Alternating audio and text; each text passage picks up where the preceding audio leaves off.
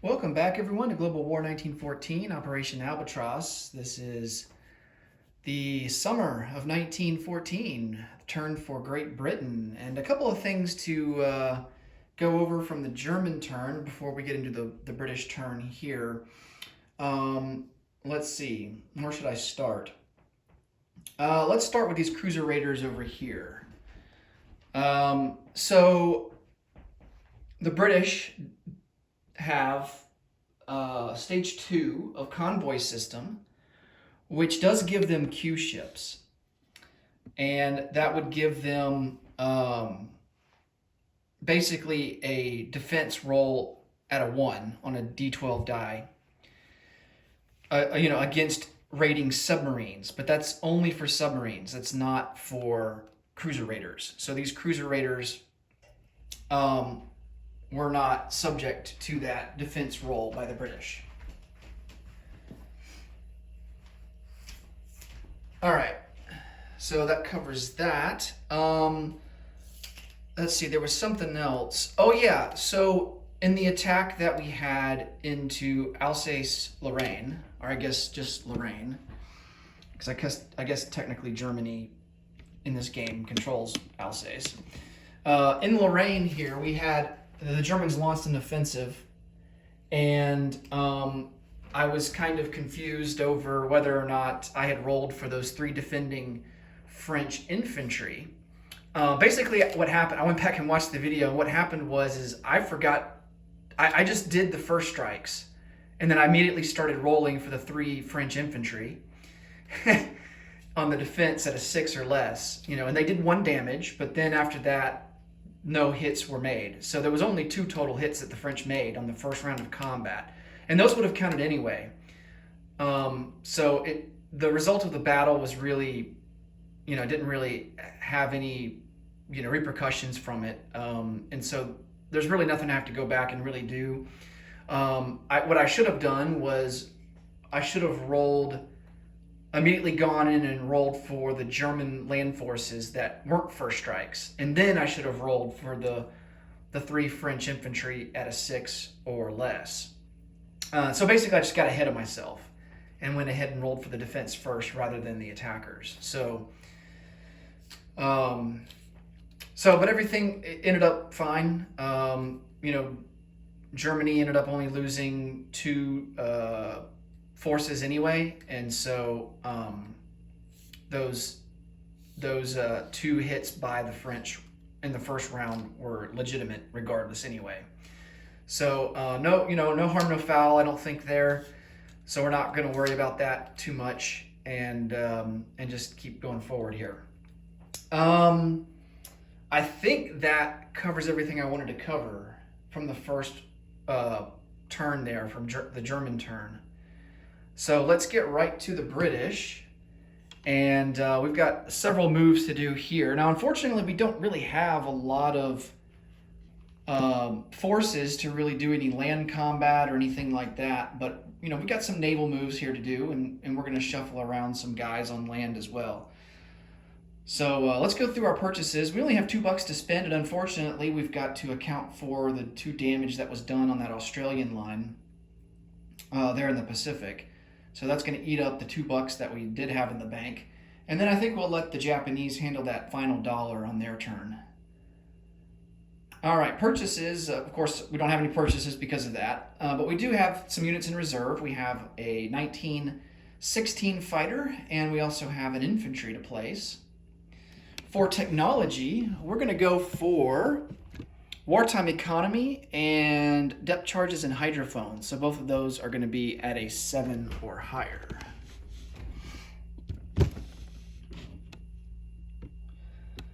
All right, so the yellow is going to be wartime economy. The green is going to be depth charges. Okay, so we hit on wartime economy, but we miss on depth charges. So let's move up to stage number 3 for wartime economy.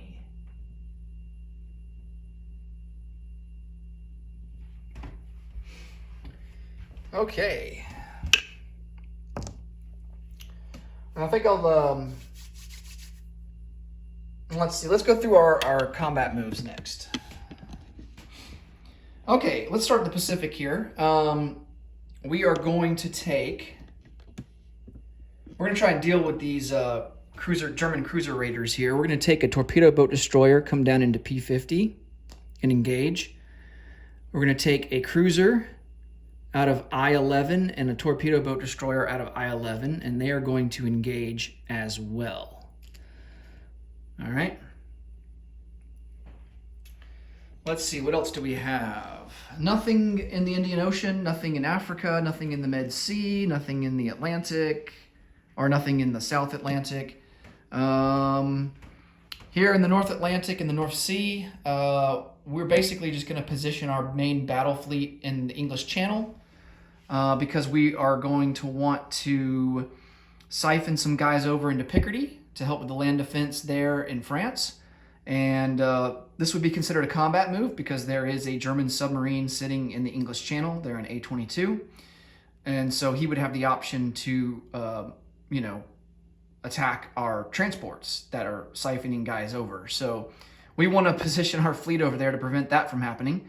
So we're going to do that. And we're going to put this seaplane here, seaplane right here on map into A23, and he's just going to sit there at least until next turn. He's not going to attack anybody. He's just going to hang out there and do patrol. What else do we have? I think that's the only combat moves. Yeah, we're just going to consolidate these torpedo boat destroyers over here in these two sea zones, and they're going to join the main battle fleet that's going to go in the English Channel. And I think that will be all for combat. Okay, so let's roll the battles that we do have. And that's going to be 2 of our torpedo boat destroyers and a cruiser of ours versus 2 cruiser raiders. Now, this is only going to last 1 round of combat, and if the cruiser raiders survive, they get the option to retreat. I'm going to read up on the rule really quick on that here.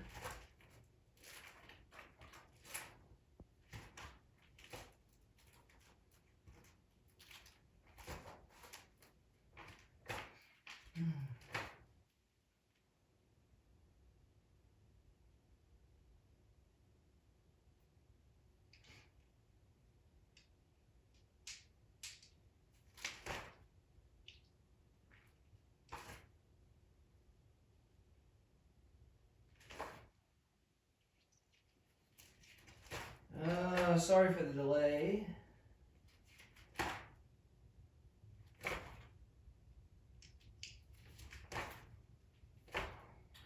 But yeah, I know it only lasts 1 round of combat, and then the cruiser raiders have the option to retreat.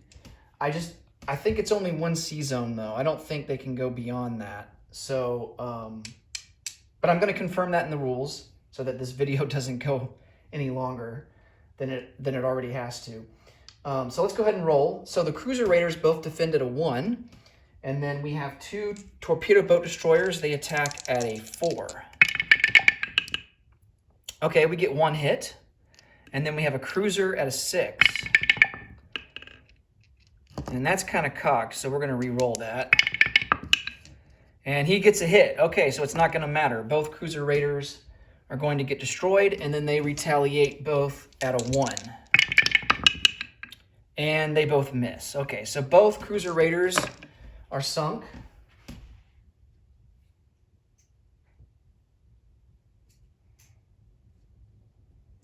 And then we will be left with 2 torpedo boat destroyers and a cruiser there in P50.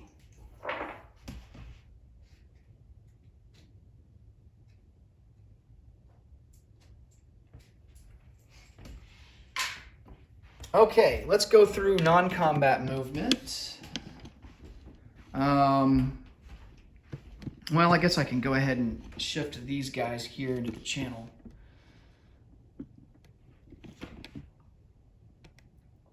Okay, so the main fleet's going to come out of port here in London.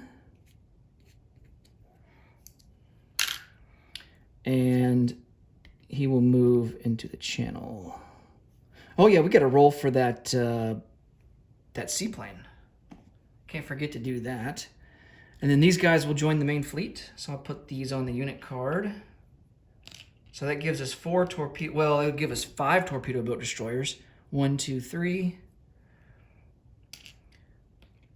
Unfortunately, the Titanic cannot combat move or non-combat move. It can only move in the strategic naval move phase.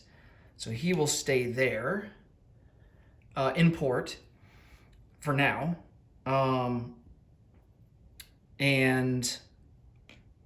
But our regular naval transport will move with the fleet. Well, I guess we'll hang him back too. And then technically we will non-combat move him during that phase. So both of the transports there are still in port. Okay, this guy goes on map. And he will hang out there. These combat markers can be removed.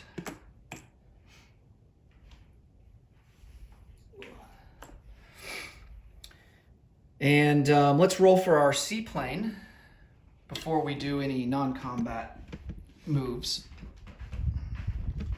So a seaplane attacks only submarines and naval transports. Of course, naval transports can't defend, so the seaplane wouldn't even have to roll. The naval transport, if it's by itself, would just get sunk by default. But against submarines, seaplanes attack at a 3 or less. So we're looking for a 3 or less. And we miss with a 10. Rats. He's going to get away. Oh, well. Okay, so for the non-combat phase now, we will go ahead and take this particular seaplane off map. And we're going to put him into the British Midlands. This fighter that's in the British Midlands is going to come down 1, 2 into Picardy.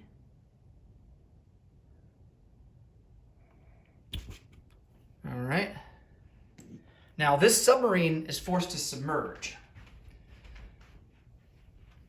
If he's not sunk, then he has to submerge. Now if a submarine is attacking, after the first round of combat, attacking submarines have the option to submerge, or they can continue on the offensive. But defending submarines after the first round of combat have to submerge, if they survive. So it doesn't have an option.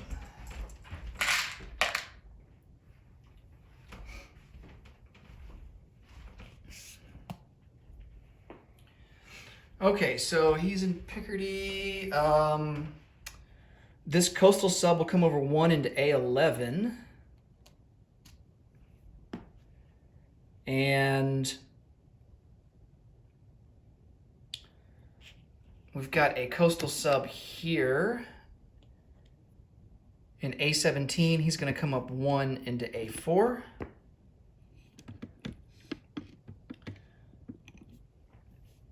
And then we're going to try and siphon some guys over because he's submerged now. We're going to use a naval transport, bring him into A22, so he'll just join the main battle fleet. And he'll siphon over this artillery into Picardy. And then we will take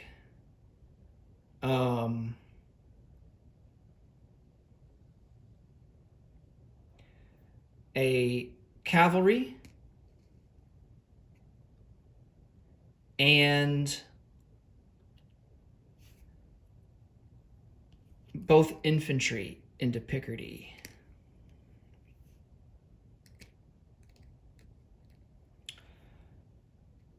Well, do we want to do that?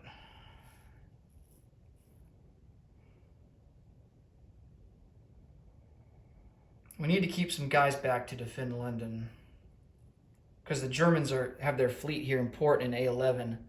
They have a transport, so they can only transport 2 units.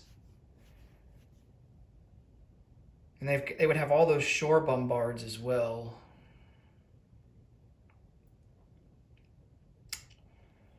Oh, man.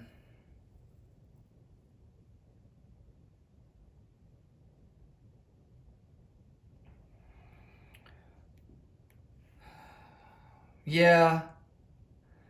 Let's leave one infantry back in London.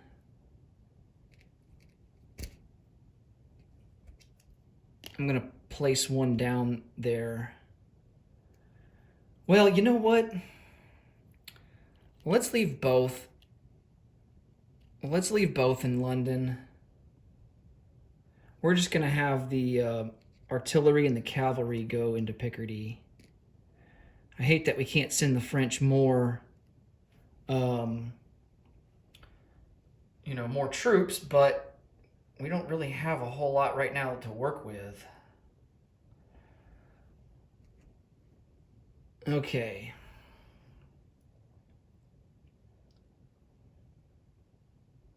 And I guess technically we don't have to move the main battle fleet down to A-22 because our seaplane in the combat phase was able to force that submarine to submerge, so these guys would be able to freely move over anyway.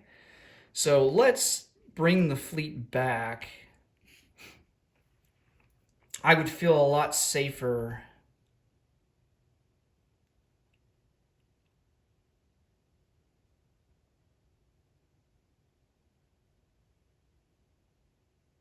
Hmm.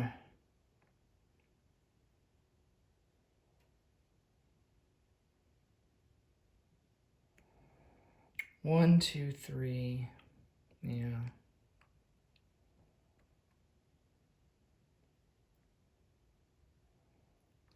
I'll tell you what we're going to do. We're going to send the main fleet into A11. I guess technically that would be a combat move anyway because there is a coastal sub there that would have the option to attack us. So the German main battle fleet is in port, and then our main battle fleet is here in A11. And I think that should blockade his port there in Western Germany. Okay.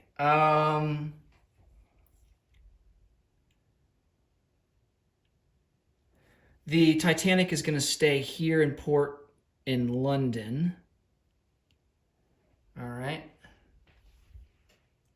And I'm going to get an import marker for that.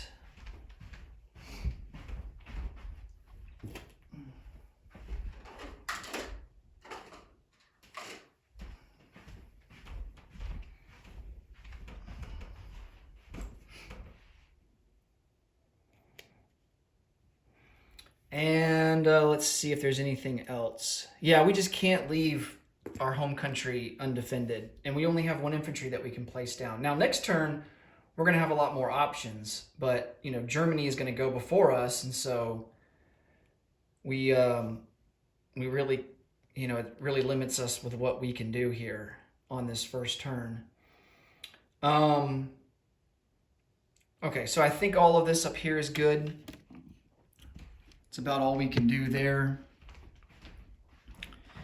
Here in the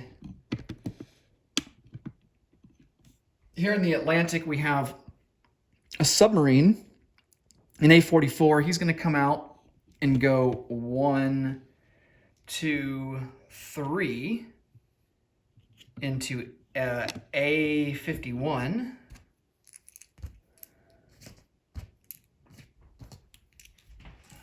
All right, and then up here in the Med Sea,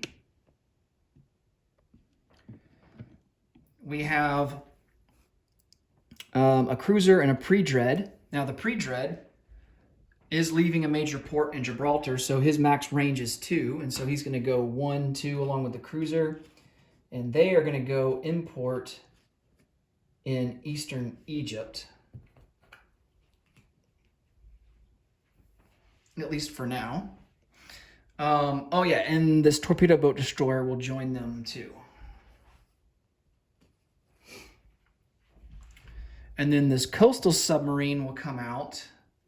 He is over here in M2. And I think we're going to put him... I think for now we're just going to bring him over to M4. So he'll just move over 1. All right, and that leaves over here. Oh, let's go to Australia first. So we're just going to move these two guys. A transport and a torpedo boat destroyer are going to move two. And they will go in port in Western Australia.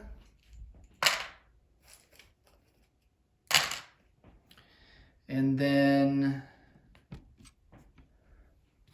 I'm going to take this import marker, put it down here. And then we have a cruiser. He's going to come up 1, 2, 3 and settle in I-4. And then we're going to strategic naval move this transport 1, 2, 3, 4, 5. And he's going to go in port into Maharashtra. And meanwhile, a cruiser and a pre-dread will come out and go 1, 2 into I-4 and join this other cruiser.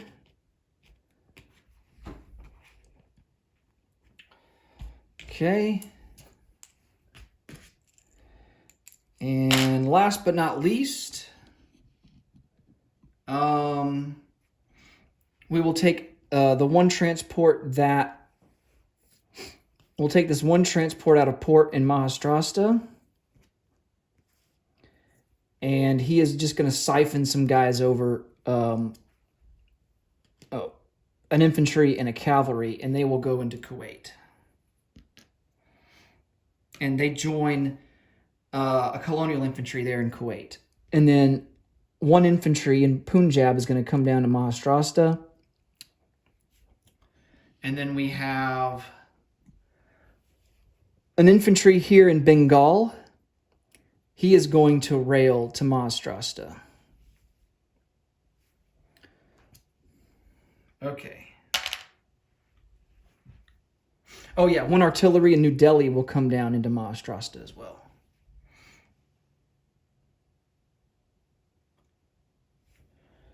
All right, and then I think that will do it. Okay, so there are garrison requirements for basically every territory that you conquer or that you occupy that is worth some sort of IPP value. And if you don't occupy it at the end of your turn, you don't get the IPP value for that. So Punjab and Bengal are not worth anything, so is Kashmir up here, so we don't need to occupy those. We only need to occupy these Indian territories that have value to them. All right, so now the only exception to this is Australia. So we don't have to occupy Sydney or Queensland in order to gain the IPP value for that. That's the only exception. So like if if any major power goes and conquers a territory that they need to occupy, like for example, let's go over here to Africa. Let's say that Germany is able to conquer Eastern Belgian Congo or even Rhodesia down here. Those are both worth 1 IPP, so Germany would have to keep troops in here to collect that IPP. And that goes for Britain too. Britain would have to keep troops in here to collect the IPP like they're doing right now. So, okay, let's go ahead and place down our units. Should be pretty quick here. We just have a fighter and an infantry, and the infantry we're actually going to place into the British Midlands. We have 1 manpower icon there, so we can place 1 guy. And then our fighter is going to go into London.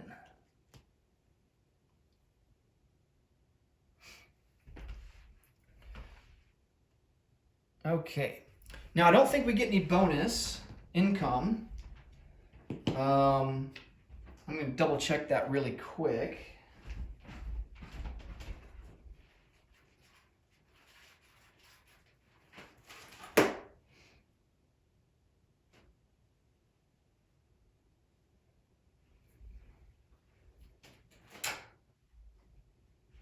Yeah, that's correct. We don't receive any bonus income. So we are sitting at 36 IPP. We spent all the money that we had in the bank, and we will collect 36 and have 36 for next turn. That will do it for Great Britain. Next up will be Austria-Hungary. Thanks so much for watching. Until next time, take it easy. Bye for now.